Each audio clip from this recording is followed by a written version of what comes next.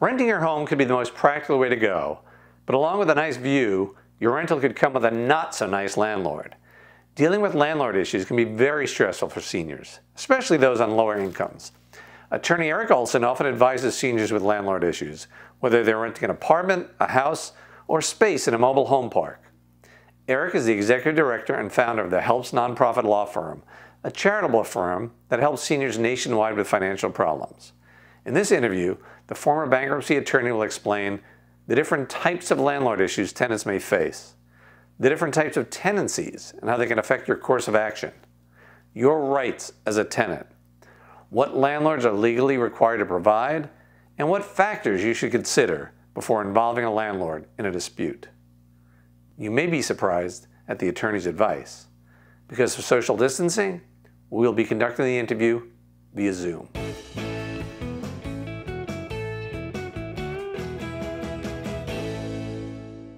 Hey, it's Jeff Hoyt, editor-in-chief of SeniorLiving.Org. And today, once again, I have the pleasure of speaking with attorney Eric Olsen. Eric is the founder and executive director of the Helps nonprofit law firm that helps seniors and other people with financial problems. Welcome, Eric. Thanks for having me, Jeff. Well, thanks for taking the time to help out our viewers. So today I want to talk about people who have landlord issues. A lot of seniors rent. Sometimes they don't see eye to eye with their landlord. And so what are some of the problems that seniors can experience with their landlords? Well, there's a lot of different problems they can have.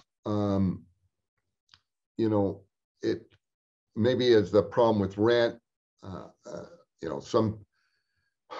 Maybe they think they've been overcharged, or maybe a late fee. Maybe there's repairs that need to be done.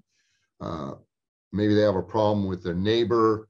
And, if they're renting a space for a mobile home, those are problems. Maybe things need to be fixed.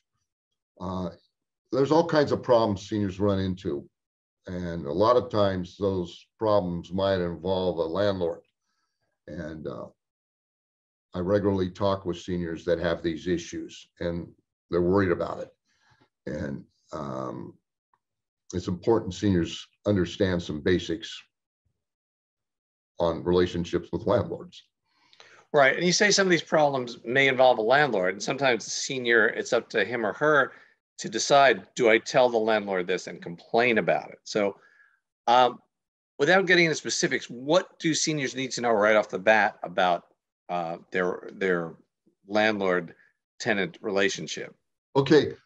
I guess it's important to understand is one thing that is good for a senior to realize is, what kind of tenancy do you have to rent this place? So what I mean by tenancy. So basically there's two types. A person could lease an apartment, for example, and it may be year to year. That means you contract with the landlord or with whoever you're renting from to pay X amount of dollars each month for that following year. Another common tenancy is month to month. So in other words, you rent for 30 days or another 30 days and another 30 days. Now, if you have a year lease with someone and then it expires and you're still in the place paying your rent, then you don't have a lease anymore. You have a month-to-month tenancy. And it's important to know what kind of tenancy you have, because that can be important if you have a problem with a landlord.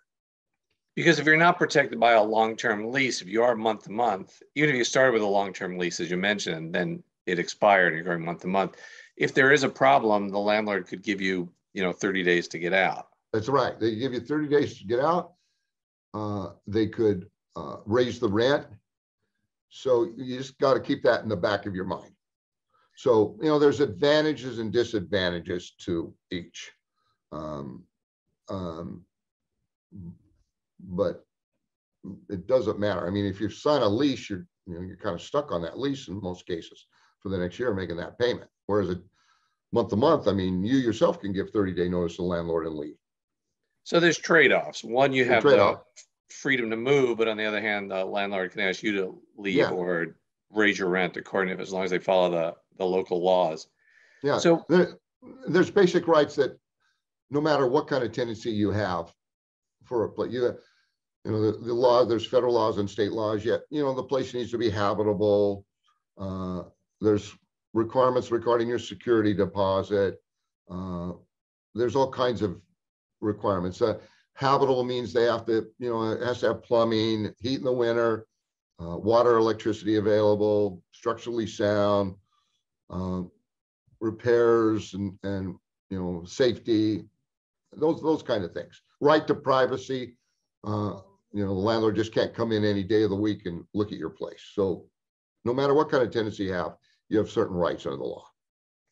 Right. I remember when I signed a lease once, there was a notice that the last month of the lease, the landlord would have the right to show my apartment to prospective tenants under certain conditions. Yeah, that's reasonable. All right. So if a landlord is violating a month-to-month, a tenancy month-to-month, or a year-long lease by not providing water, let's say, or you know, major issues, it's a no-brainer to take that up with the landlord. We're kind of discussing, what if it's a gray area? What if something small is broken? If the blinds aren't working properly?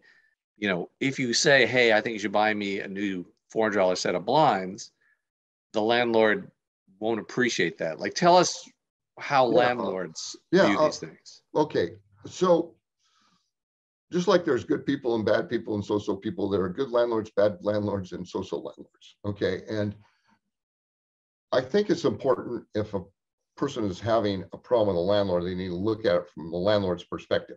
Okay, landlords generally want tenants that pay their rent on time, that don't complain, get along with their neighbors.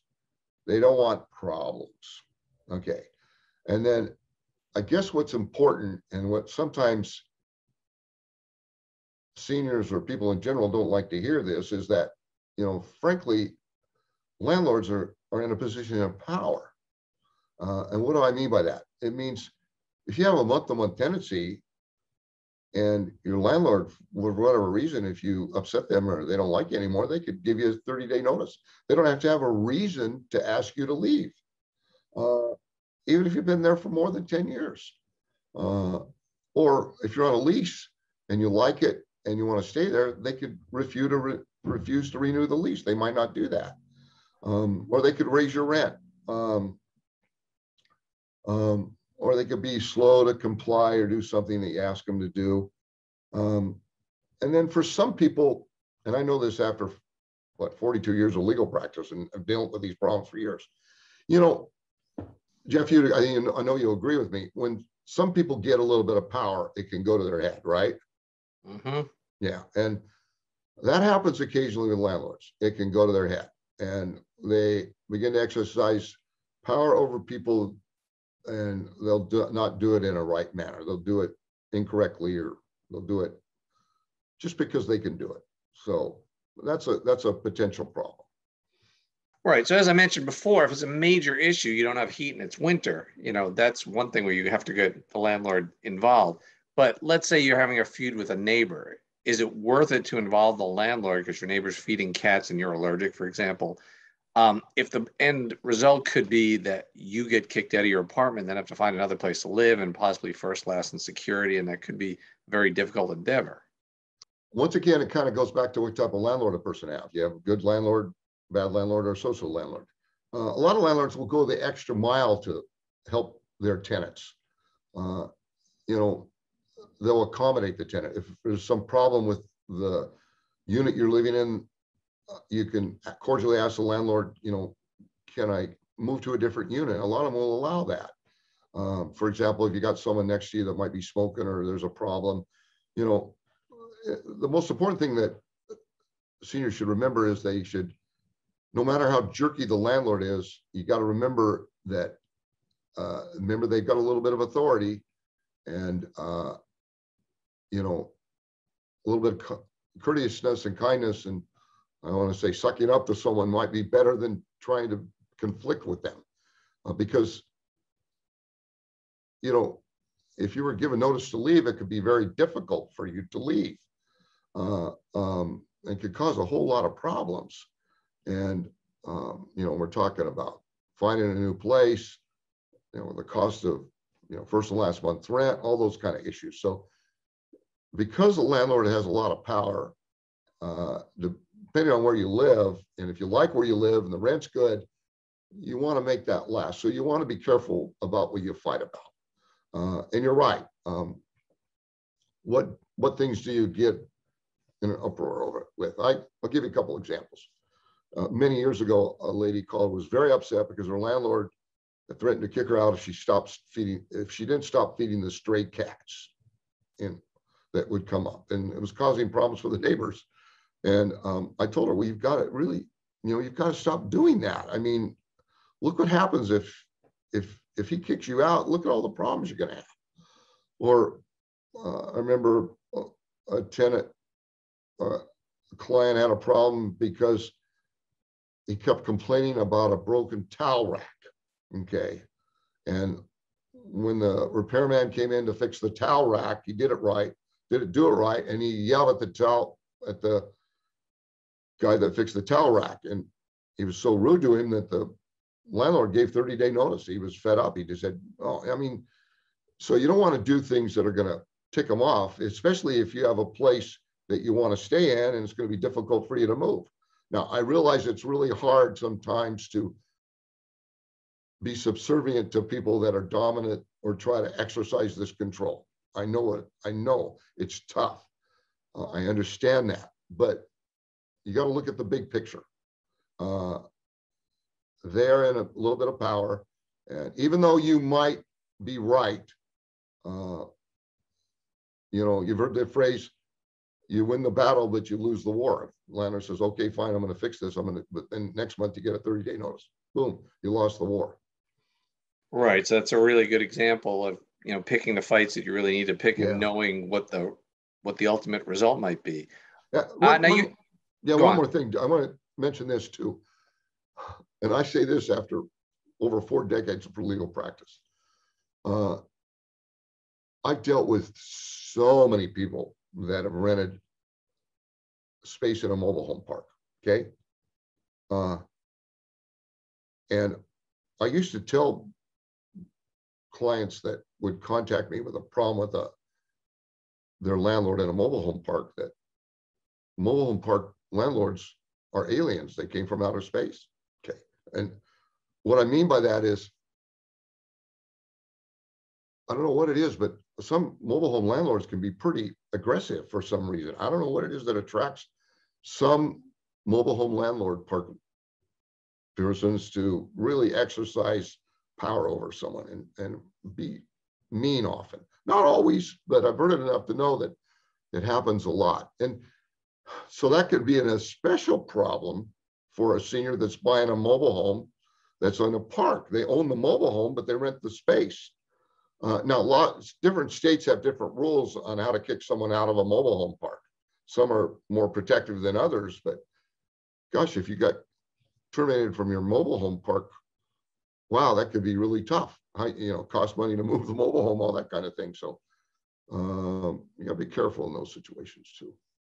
As you said, you're an experienced attorney, but a lot of these cases, even if you're right, there's no point in getting lawyers involved. It's just, like you said, you can win the battle, lose the war, or run up a huge legal bill trying to get your towel rack fixed, like you said.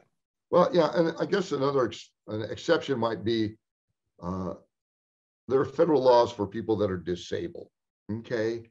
And you have rights there that you don't have if you're not disabled. And you can Google, protections for disabled tenants. And the law is pretty specific in that area. But once again, you can accomplish more by being cordial and nice, even if they're rude with a landlord, than if you match what they do. And be careful about the battle you pick. When a lawyer tells you you're better off not fighting, those are words you could heed. Really appreciate you taking the time, Eric. Thanks a lot. You bet, Jeff.